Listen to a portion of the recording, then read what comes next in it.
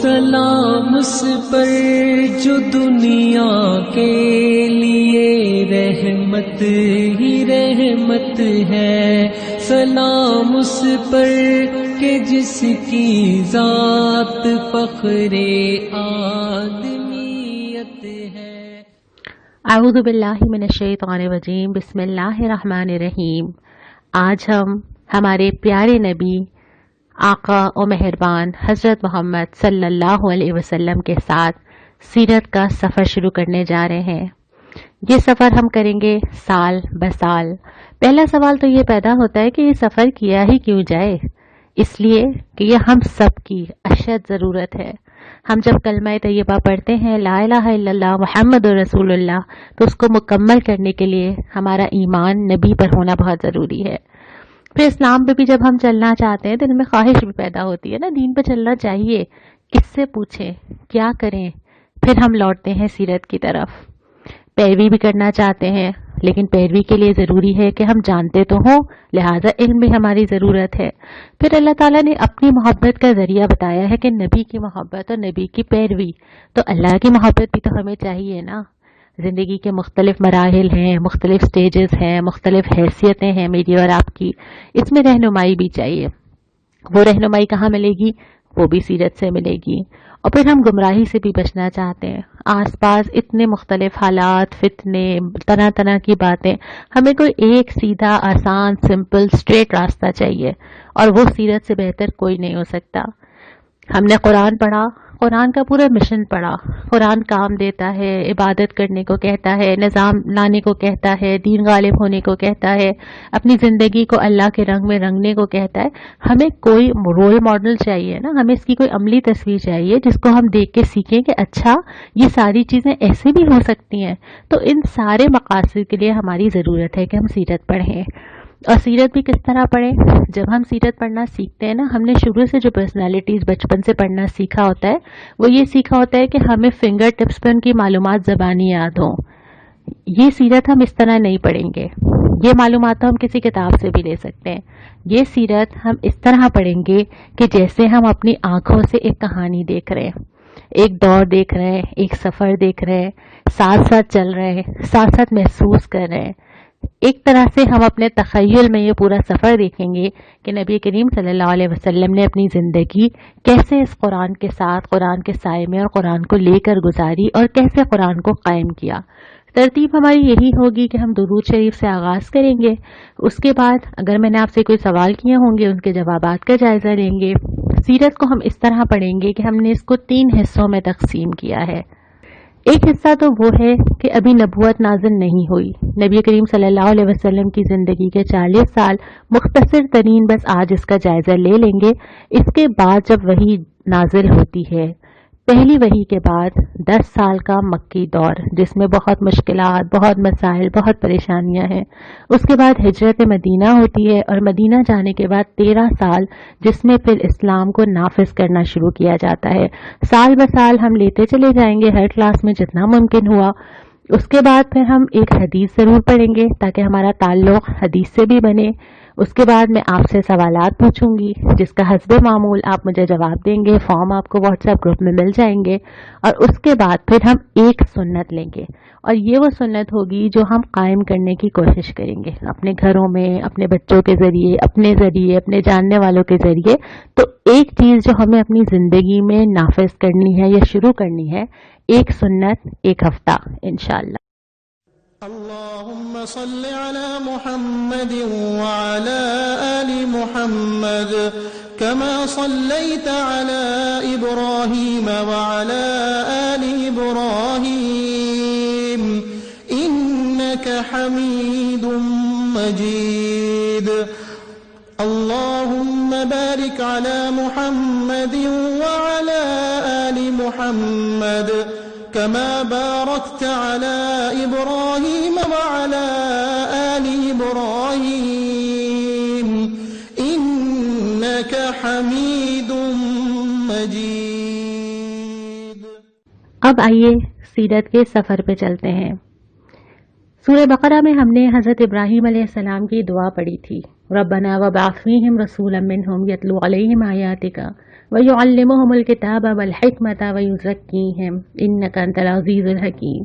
हज़रत इब्राहीम ने दुआ मांगी थी कि ए अल्लाह, यहाँ पर एक रसूल मबूस कर जो आयात सुनाए, किताब की और हिकमत की तालीम दे, पाक करे। और ये दुआ उस वक्त की थी जब वो काबा की दीवारें उठा रहे थे।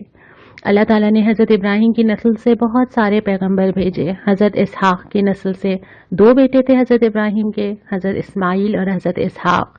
हज़रत इसहाक की नस्ल से हज़रत याकूब अलैहिस्सलाम, हज़रत यूसुफ अलैहिस्सलाम, हज़रत मूसा अलैहिस्सलाम, हज़रत ईसा अलैहिस्सलाम और बेशुमार और भी नाम हैं। लेकिन हज़रत इस्माइल अलैहिस्सलाम की नस्ल से नबी करीम हज़रत मोहम्मद सल्लल्लाहु अलैहि वसल्लम भेजे। जब आप सल्लल्लाहु अलैहि वसल्लम जिस माशरे में मौजूद थे, 3 तरह के लोग थे, यहूदी और ईसाई, जिनके बारे में हमने सूरह बकरा में बहुत तफसील से पढ़ा है। आपको याद है ना, जब अल्लाह ताला ने बार बार कहा था ए बनी इसराइल याद करो, याद करो, और बहुत सारी जगह पे इनके बारे में तबसरा किया। ये दोनों वो लोग थे जो कि हज़रत इसहाक की नस्ल से हज़रत ईसा और हज़रत मूसा से ख़ुद को मंसूब करते थे। इनसे ज़्यादा वास्ता तो मदीने जाके पड़ा। लेकिन जो मुशरिकीन मक्का थे, जो फौरी तौर पे नबी करीम सल्लल्लाहु अलैहि वसल्लम ने फेस किया, उनकी सूरत हाल ये थी कि मक्का में एक क़यादत का मकाम था, बड़े ज़ोरावर, लेकिन अकायद इंतहाई मुशरिकाना। अल्लाह को मानते थे लेकिन इंतहाई शिरक में मुब्तला थे, यहाँ तक कि काबे में भी मूर्तियाँ ला के रख दी थी।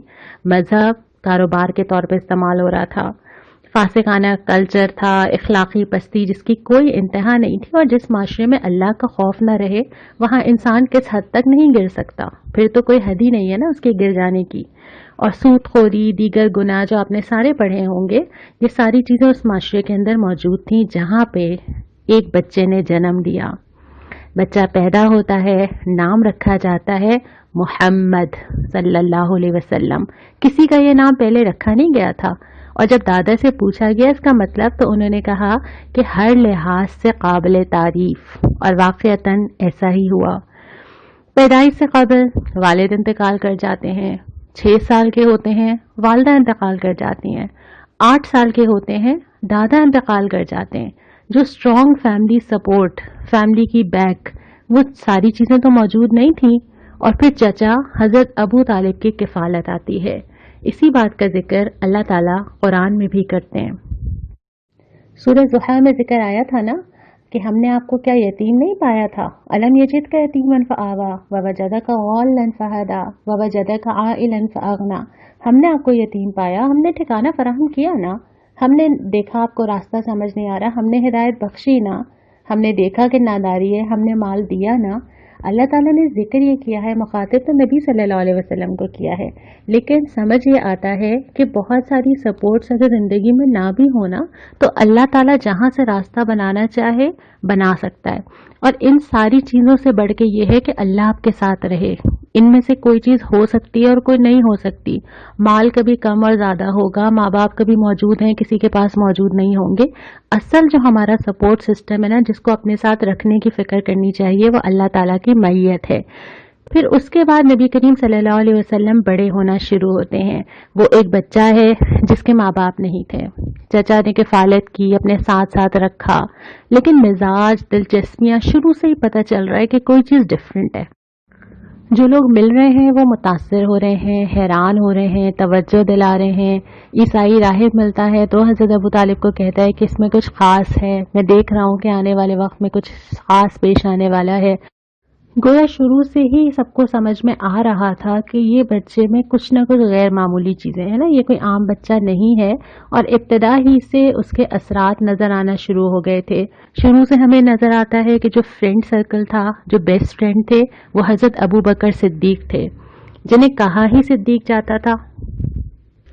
गोया के सच्चों से दोस्ती और अपना लक़ब भी अमीन था, यानी अमानतदारी का ऐसा तस्वर था कि लोग उस वक्त भी जब रिसालत का इनकार भी करते थे ना, अमानत उस वक्त भी लिखवाते थे।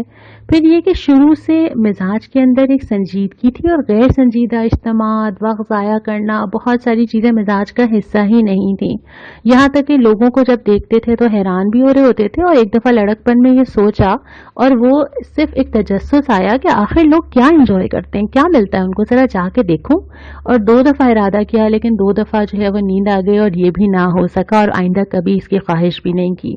پھر اس کے علاوہ شروع سے مزاج کے اندر ایک ذمہ داری، بکریوں کا چرانا جس کے اندر انسان کی اندر بہت ساری صلاحیتیں وجود میں آتی ہیں، پھر تیر اندازی کا شوق، یعنی اس سے بھی جو لوگ اس طرح کی سپورٹس رکھتے ہیں ان کو معلوم ہے کہ یہ ساری چیزیں صبر، تحمل، بہت ساری ایسے کریکٹرسٹکس انسان کے اندر پیدا کرتی ہیں، اور پھر معاشرے کے اندر ایک ایسا مثبت امیج بچپن سے ہی ہے کہ لوگوں کو یقین ہے کہ یہ جو بات کریں گے وہ ٹھیک ہوگی، یہ جو فیصلہ کریں گے وہ انصاف کے ساتھ ہوگا، اور یہ بہت ینگ ایج سے ہے، یہاں تک کہ ابھی ٹین ایج ہی ہے نا، 12 سال کی عمر ہے اور چچا تجارت پہ جاتے ہیں تو وہ خواہش کا اظہار کریں کہ میں بھی چلوں آپ کے ساتھ تجارت پہ، اور وہ لے جاتے ہیں، اور وہاں جا کے بھی لوگ کھٹک رہے ہیں، کوئی راہب ملتا ہے عیسائی اور وہ کہتا ہے کہ نہیں یہ غیر معمولی شخصیت ہے، اور پھر حضرت ابو طالب جلدی سے گھبرا کے واپس لے آتے ہیں۔ 16 سال کی عمر ہے جو کہ ٹین ایج ہے، 16 سال کی عمر میں ایک معاہدہ ہوتا ہے جسے حلف الفضول کہا جاتا ہے، جو کہ وہاں کے سارے ایسے لوگ تھے جو کہ اپنا انفلوئنس رکھتے تھے، انہوں نے ایک معاہدہ کیا، ایک ایسوسیشن بنائی کہ اس میں یہ طے کیا جائے گا کہ کوئی کسی پہ ظلم نہیں کرے گا، اور اگر کسی نے ظلم کیا تو اس کو مکے میں رہنے نہیں دیا جائے گا۔ 16 ایئرس کی ایج میں آپ صلی اللہ علیہ وسلم اس معاہدے میں شامل تھے۔ پھر زندگی آگے بڑھتی ہے، تجارت شروع کرتے ہیں، 25 سال کی عمر میں حضرت خدیجہ کا مال لے کے تجارت کے لیے جاتے ہیں، کہ ان سے بات کرتی ہیں، حضرت ابو طالب ریکمینڈ کرتے ہیں کہ میرے بھتیجے کو بھیج دیجیے، وہ مال لیتی ہیں، اپنے غلام کو ساتھ بھیجتی ہیں، اور پھر غلام واپس آ کے رپورٹ دیتے ہیں کہ معاملات اور دیانت اور اخلاق کتنا اچھا رہا۔ اس کے بعد پھر 25 سال کی عمر میں حضرت خدیجہ سے نکاح ہو جاتا ہے، اور پھر اس کے بعد وہ واقعہ پیش آتا ہے جو کہ 35 سال کی عمر میں ہوا تھا، کہ قبیلے میں جب خانہ کعبہ کو دوبارہ تعمیر کیا جا رہا تھا، بارشوں کی وجہ سے اس کی ضرورت پیش آئی، تو اس کے بعد وہ حجر اسود کو واپس لگانا تھا۔ اب یہ سمجھ نہیں آ رہا تھا کہ کون لگائے، ہر ایک چاہتا تھا کہ سعادت مجھے ملے، اور پھر یہ طے ہوا کہ جو شخص صبح سب سے پہلے داخل ہوگا اس کی بات مانی جائے گی۔ نبی کریم صلی اللہ علیہ وسلم سب سے پہلے داخل ہوئے اور لوگ بہت خوش ہوئے، انہوں نے کہا کہ بس یہ صحیح فیصلہ کریں گے، اور فیصلہ بھی کتنا اچھا کیا، ایک چادر منگوائی، سب کو کہا ہر قبیلے کا سردار اس چادر کو پکڑے اور اس کے اوپر حجر اسود رکھ دیا جائے، چادر اٹھائی جائے یہاں تک کہ وہ قریب آ جائے، اور پھر آپ نے اپنے ہاتھ سے اٹھا کے وہ پتھر لگا دیا۔ تو ایک بڑے خونریزی والے معاملے کو اپنی معاملہ فہمی سے کیسے طے کر دیا؟ یہ نبی کریم صلی اللہ علیہ وسلم کی شخصیت کی چیزیں تھیں، جس کی بنیاد پہ بعد میں جا کے آپ کے لیے بہت آسان تھا کہ آپ لوگوں سے یہ کہیں کہ کیا تم نے کبھی مجھے جھوٹ بولتا ہوا دیکھا، میری شخصیت میں کچھ دیکھا، مجھے دھوکہ دیتا ہوا دیکھا۔ اپنی ذات سب سے پہلے آتی ہے کہ انسان جب دین کے لیے بھی کوئی دعوت دے نا، تو انسان سب سے پہلے اپنی ذات کو بھی مضبوط کرے، ساتھ ساتھ ہمیں دونوں کام ساتھ ساتھ ہی کرنے ہوتے ہیں۔ حضرت خدیجہ سے نکاح کا جو میں نے ابھی ذکر کیا، اس میں بھی ہمارے معاشرے کے نارمز کے بہت ساری چیزیں خلاف ہیں، یعنی ہم جب سیرت میں جو نمونہ دیکھتے ہیں اس میں تو یہ دیکھتے ہیں کہ ایک خاتون پیغام دے رہی ہیں، ہمارے یہاں تو یہ سمجھا جاتا ہے نا کہ یہ کام لڑکے والوں نے کرنا ہے، اسلام میں ہمیں لگتا ہے کہ یہ کام دونوں پارٹیز کر سکتی ہیں، جس کو جو مناسب لگے، خواہ وہ لڑکی والوں کی طرف سے ہوں یا لڑکے والوں کی طرف سے ہوں، اور یہی نبی کریم صلی اللہ علیہ وسلم کی بھی سنت ہے کہ آپ نے اپنی بیٹی کا پیغام بھی ایسے ہی دیا۔ دوسری بات یہ کہ ایج ڈفرنس، نبی کریم صلی اللہ علیہ وسلم 25 سال کے ہیں جبکہ حضرت خدیجہ 40 سال کے ہیں، لیکن اس ایج ڈفرنس نے بھی یہاں پہ میٹر نہیں کیا۔ تیسری بات یہ کہ جن خاتون سے شادی کی جا رہی ہے ان کی پہلے بھی شادی ہو چکی ہے، وہ بیوہ ہیں اور ان کے 3 بچے ہیں۔ ہمارے معاشرے میں بیوہ کی دوسری شادی بہت بڑا ایشو ہے، جبکہ یہ بھی نبی کریم صلی اللہ علیہ وسلم کی سنت ہی ہے نا۔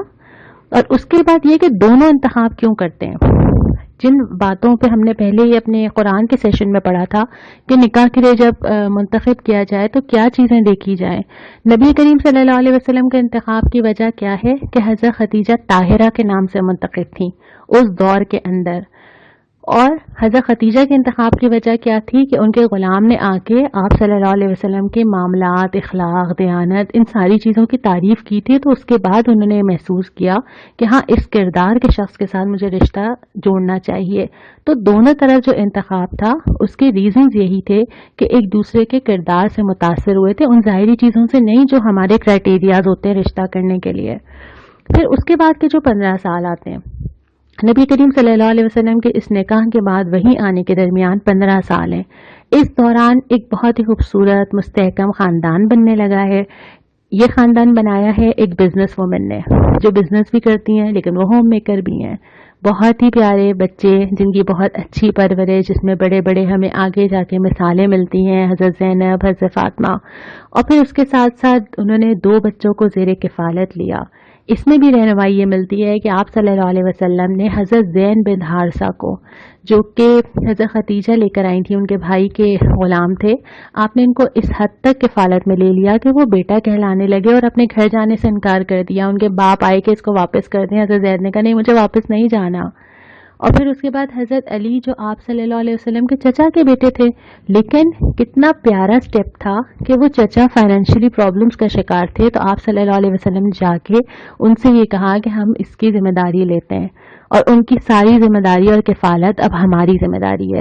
تو اس طرح یہ 2 جو ہیں نبی کریم صلی اللہ علیہ وسلم کے زیر سایہ پلنے والے افراد ہیں۔ پھر معاشرے میں ایک امیج بننا شروع ہوا، تمام لوگ ان سارے معاملات کو دیکھ رہے تھے جو آپ دن اور رات کر رہے تھے، لیکن کوئی چیز مسنگ تھی۔ نبی کریم صلی اللہ علیہ وسلم کے اندر ایک فیلنگ تھی کہ کچھ مسنگ ہے۔ یہ فیلنگ ہمیں بھی ہوتی ہے، ہم دنیا کے سارے معاملات چلا رہے ہوتے ہیں، دن رات، صبح شام، کام، مصروفیات، اندر ایک خالی پن کی فیلنگ ہوتی ہے۔ آپ صلی اللہ علیہ وسلم کو بھی کوئی فیل تھی جس کے لیے آپ غار حرا جاتے تھے، بیٹھتے تھے، کئی دن عبادت کرتے تھے، سمجھ نہیں آتا تھا کہ کیا کیا جائے۔ ایک دن ایسا ہوا کہ ایک فرشتہ آتا ہے، آواز دیتا ہے، پکارتا ہے، اقرا بسم ربک الذی خلق، پڑھیے اپنے رب کے ساتھ جس نے پیدا کیا۔ آگے کیا ہوتا ہے یہاں سے ہم آغاز کریں گے اگلی کلاس میں، اور یہاں سے ہمارے اس سفر کا آغاز ہو جائے گا جب قرآن نے پہلی بار پکارا۔ پھر کیا ہوا؟ کچھ سوالات آپ کو میں بھیج رہی ہوں، آپ انشاءاللہ اس کا جواب مجھے آج دے دیں گے، اور کوشش کریں گے کہ جمعرات سے پہلے دے دیں۔ یہ کلاس آپ کو ویکنڈ پہ مل ہی اسی لیے رہی ہے کہ آپ آرام سے اپنا ویکنڈ پلان کریں گے نا، اس پلاننگ کے اندر 1 گھنٹہ اس کلاس کا رکھ لیجئے گا، سننے کا، سوال سمجھنے کا اور جواب دینے کا۔ ویکنڈ پہ نہ کر سکیں، ویک ڈے میں کر لیجئے گا، منڈے ٹیوزڈے بھی آپ کے پاس ہوگا، ویڈنسڈے یا تھرسڈے تک آپ ہمیں اس کے جوابات انشاءاللہ تعالی بھیج دیں گے۔ جو حدیث آج کی ہے، وہ حدیث تو میں نے آپ ہی کو سوچ کے نکالی تھی، بلکہ ہم سب کو سوچ کے نکالی تھی۔ وہ حدیث کیا ہے؟ حضرت انس سے روایت ہے کہ نبی کریم صلی اللہ علیہ وسلم نے فرمایا کہ انسانوں میں سے کچھ لوگ ہیں جو اللہ والے ہیں۔ کتنے مزے کا لفظ ہے نا یہ، اللہ والے۔ لوگوں نے پوچھا یا رسول اللہ یہ کون سے لوگ ہیں؟ آپ نے فرمایا قرآن والے۔ قرآن والے ہی اللہ والے ہیں، اور یہی خدا کے خاص بندے ہیں۔ قرآن والے، اٹھانے والے، محبت کرنے والے، سمجھنے کی کوشش کرنے والے، زندگی کو بدلنے کی کوشش کرنے کی خواہش رکھنے والے، پیغام پہنچانے والے، دوسروں تک پہنچانے والے۔ اللہ سے امید ہے کہ جب ذکر ہوگا نا قرآن والوں کا، بلکہ اللہ والوں کا، انشاءاللہ نام کہیں نہ کہیں میرا آپ کا آئے گا انشاءاللہ۔ آج کی جو سنت ہے جو زندگی کے اندر کرنی ہے، بہت آسان ہے، تھوڑی مشکل بھی لگے شاید۔ وہ کیا ہے کہ ہم نے ہر ایک کو سلام کرنا ہے۔ فرمایا ہے افشوا السلام بینکم، آپس میں سلام کو رواج دو۔ سلام اصل میں سلامتی، پیس، یہ وہ میسج ہے جو اسلام کا بھی میسج ہے کہ اسلام لوگوں کے لیے سلامتی لے کر آیا ہے۔ اس سے کسی کو نقصان نہیں ہے، یہ کسی کے لیے مشکل نہیں ہے۔ جہاں جاتا ہے وہاں لوگ سلامتی، برکت، نیکی، ساری چیزیں محسوس کرتے ہیں، اور یہ سلامتی کا میسج اس ایک لفظ کے اندر بھی ہے، السلام علیکم ورحمۃ اللہ۔ لوگوں سے رابطہ بڑھانے کے لیے، محبت بڑھانے کے لیے آپ کسی کو راہ چلتے کو سلام کیجیے، وہ مسکرا دیتا ہے۔ تو اس سلام کو زیادہ سے زیادہ کرنے کی کوشش کرنی چاہیے، اور یہی نبی کریم صلی اللہ علیہ وسلم کی سنت ہے نا۔ راستے میں اگر کوئی مل جائے سلام کرنا، بچوں کو، خواتین کو پہل کرنا، کوئی نہ بھی کرو تو پہلے سلام کر دینا۔ یہاں تک کہ کوئی آئے کہ کسی نے سلام بھیجا ہے تو اس کو یہ کہنا کہ اس کے لیے بھی وعلیکم السلام، اور تم پر بھی اللہ کی سلامتی ہو جو سلام لے کر آئے ہو۔ گھر میں داخل ہوتے ہوئے، گھر سے نکلتے ہوئے، کسی کے گھر جائیں تو 3 دفعہ پکار کے سلام کرنا، تو یہ ساری نبی کریم صلی اللہ علیہ وسلم کی سنت ہے، اور آج ہم آغاز اسی سے کر رہے ہیں۔ ہم کوشش کریں گے کہ ہم زیادہ سے زیادہ پہل کر کے سلام کریں۔ اور ہاں، ایک بات اور، ہم یہ بھی غور کریں گے کہ ہم جو سلام کرتے ہیں وہ صحیح سے ادا کرتے ہیں، یعنی واضح طور پر السلام علیکم کہتے ہیں یا نہیں۔ یہاں پہ ہمارا آج کا یہ لیسن مکمل ہوتا ہے۔ اگلے ہفتے پہلی وحی سے ہمارا سفر شروع ہوگا۔ السلام علیکم ورحمۃ اللہ۔ سلام اس پر کہ اسرار محبت جس نے سمجھائے، سلام اس پر کہ جس نے زخم کھا کر پورا